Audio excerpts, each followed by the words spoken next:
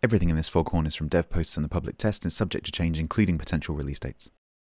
Update 080 is coming. Duck and cover. Hello, I'm Stats and welcome to Foghorn and to 2019. I hope you had a good New Year's Eve. I spent most of it singing, so excuse my slightly croaky voice. Update 080 is currently in a week-long public test round, which ends on Thursday the 3rd, and what it lacks in range of content, it makes up for in impact. This update is the biggest change to Warships since the alpha and beta phases. In their New Year message, Wargaming said that this year will see the game get better and better, and they're kicking off the year with an update which will certainly have a massive impact on the game. Hopefully that impact will be a positive one. Until it goes live, we can't know for sure. What's in 8.0 that's so big? Well, there are basically two things, a ranked season at tier 9 and the reworked carriers. There are a couple of other things, so I'll start with those. Naval Battles will be introduced into the client after a third-party event called Supply Lines was run last year. Naval Battles allows clan commanders and deputies to enter their clans to compete with other clans to earn oil. This isn't direct battling like clan battles, instead you compete with other clans to complete certain milestones by clan members playing their ships in regular random battles. If your clan is short of oil for clan-based upgrades, this might be something that's worth putting some energy into. Update 8.0 coincides with the Lunar New Year celebrations in some countries, so we'll be getting a New Year themed update to the Dragon Port with a nighttime look, new sounds, improved water, and some festive decorations. There'll be some New Year events including New Year containers and the introduction of two unique Pan-Asian commanders with improved Demolition Expert and Survivability Expert skills.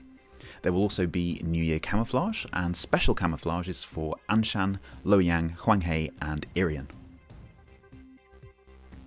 A mechanics change to the way Concealment Expert commander skill works may be coming in 8.0. It's certainly being shown in PTS at the moment. The change is that instead of different ship types getting different reductions to concealment, there will be a blanket 10% reduction for all ship types and aircraft. In live, the reductions for destroyers, cruisers, battleships and carriers are 10, 12, 14 and 16% respectively.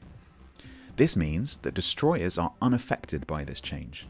Cruisers lose 2%, battleships lose 4% and carriers lose 6%. What does this mean in practice? Well, assuming that most players spec most of their commanders with Concealment Expert, it means that cruisers, battleships and carriers will be easier to spot. The fact that battleships are more heavily affected means that cruisers become relatively slightly more stealthy than battleships. Some clever Redditors have done some analysis, and I'll link to a couple of Reddit posts down below if you want to explore the statistics in more detail. The overall picture is that there are very few changes in ships outspotting each other, and the destroyers are definitely the winners. However, with the carrier changes coming, more later, destroyers will need all the help they can get. The next full ranked season, not sprint, is coming in 8.0. The season will be at tier 9 and will exclusively use the arms race battle mode, which was debuted last year. While there have been calls from the community for tier 9 ranked, I suspect the tier has been chosen due to the fact that the new carriers will only exist at even tiers, so holding ranked at tier 9 means Wargaming won't have to worry about whether or not to include the new carriers in ranked. As the carriers will be introduced in a mostly unbalanced state, I think this is a wise decision on their part. Tier 9 should be a refreshing change. There are some good and interesting ships there, and I'm sure players will quickly find the ships that work. I'm sure of course that the freemium battleships Musashi with its hard-hitting guns but lack of AA power, and Missouri with its radar will be very popular. We'll probably also see a lot of Jean Barts after the coal given out over Christmas, and the steel rewards will also result in a lot of blacks, which will prove a strong presence in exposing destroyers trying to collect early arms race buff zones. From the researchable ships, I think we'll see a lot of Fletchers and Yugamos, and of course the radar cruisers. I've covered arms race in previous Foghorns, so I won't go into detail here, but the basic concept is that there are capture zones which provide a benefit to one of 6 attributes like gun reload and concealment. The capturing ship gets a double bonus, and other allied ships within range get a single bonus, so destroyers will make or break teams, as will good fire support for sinking enemy destroyers who are spotted. At 12 minutes left on the clock, one large central cap zone spawns, which grants 10 points per tick when capped, so control of the map centre is very important.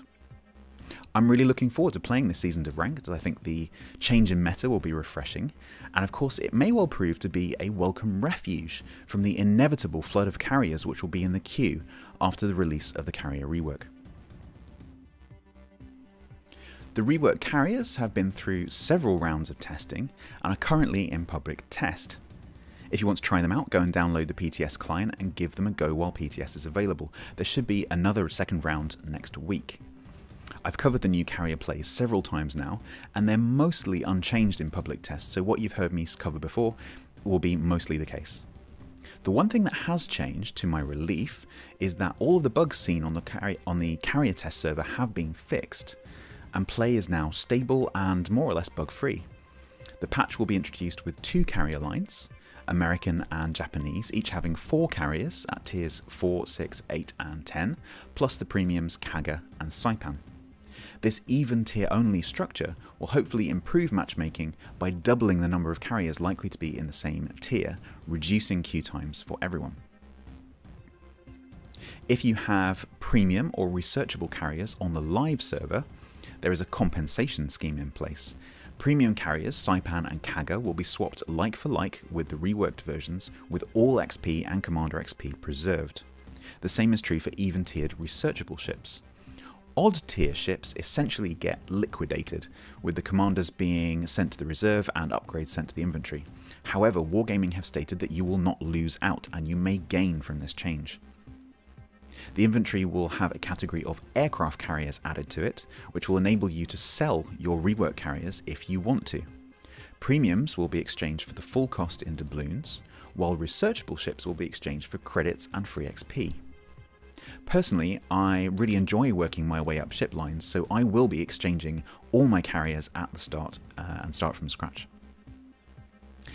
Note though that it may not be possible to sell lower tiered carriers without selling the ones at higher tiers, and I quote, it will be possible to exchange researchable carriers starting from the higher tiers. For example, if you want to convert Ranger, tier 6 in the new tech tree, you won't be able to keep higher tier ships, e.g. Midway, on your account. End quote. I've covered many of the good and bad points about the carrier rework on other videos, but what can you expect as a non-carrier when this update hits? One thing is certain, the queue will be full of carriers, as people at all tiers try out the new playstyle. As the carriers are being introduced with several weeks of balancing still to be done, you can expect them to be either under or over effective until the balancing is done. In testing I've done with ENIOC on the public test and in previous rounds, AA certainly seems to be fairly ineffective. So don't expect to take out your full AA Worcester and shoot down every plane you see.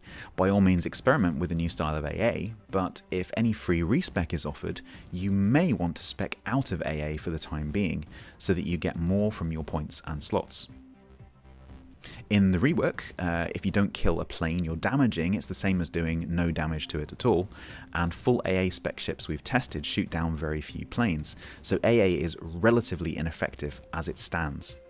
And defensive AA consumable no longer affects plane accuracy. That all being said, Wargaming have released a couple of posts in the last few hours which suggest that they will continue to balance AA through PTS and show that they do understand the issues, so AA may be more effective when the update goes live than it is now on PTS. Something else you can expect as a non-carrier is to be spotted much earlier in the game than before. Planes in the rework are much faster and can spot enemy ships in the spawn around 30 seconds after the match starting. Could be an interesting time for cruisers as battleships take early long-range shots across the map. Destroyers of course can be expected to be hounded by planes, but not quite in the same way they used to be.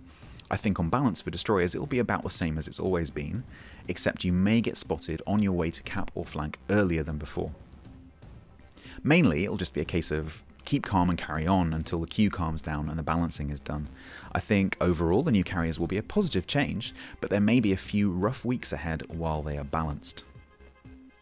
The style of gameplay for carriers is very different to the old style, and I plan to make some tutorial videos in the coming weeks covering the basic mechanics and some hints and tips.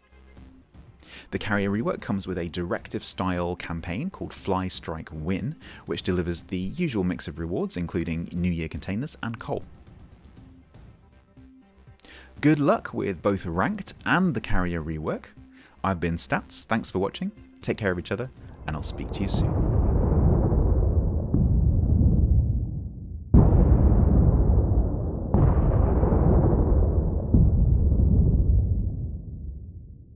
Thank you so much for your support over the last few weeks. My channel has grown really quickly thanks to a little publicity from Kosatsu from the NA Super Test team, so thanks to you.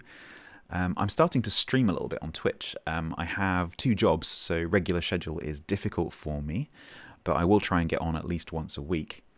If you'd like to go and follow me on Twitch, I'll put the link in the description so you can get notifications when I go live, and I'm just short of qualifying for Twitch affiliate. So if you go and follow me on Twitch, it would really help me out. Cheers, I'll speak to you soon.